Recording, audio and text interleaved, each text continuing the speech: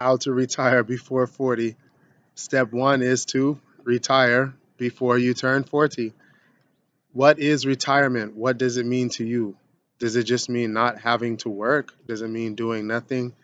Is it, that house on the beach where you can just go out every day? Is it finally reaching those targets in your career where you can start to claim pension and other benefits? You have to define your retirement so that you can actually do it and set the goals and strategies. Because if you really do have that much free time, what are you going to do with it? And if you are going to need money, meaning you're not independently wealthy, how are you going to make that? And how do you want to make that?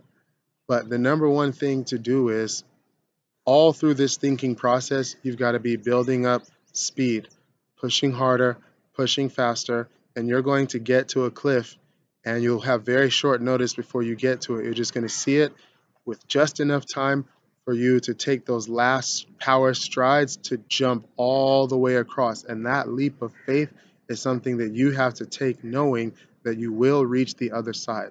And that's the first step of retirement is to take that step, that leap. And once you've done that, you're going to find yourself in a new place. It's going to be a little scary because it's going to be the unknown. Like if you said on a voyage across an ocean, just because you think there may be a new world. Well, what if you actually reach it, right? That's almost scarier than not reaching it because if you don't reach it, you know you're just going to go back. But you're retiring, so you're not going back. And my story is that I always had in mind that at this year or that year, I would step out of the game, leave employment. And what happened is actually that my employment left me. Some downsizing happened, and I was on the short end of it. And then I realized that I had all the capabilities to settle in the place that I wanted to settle and to have, utilize resources and contacts that I would need to set my own lifestyle.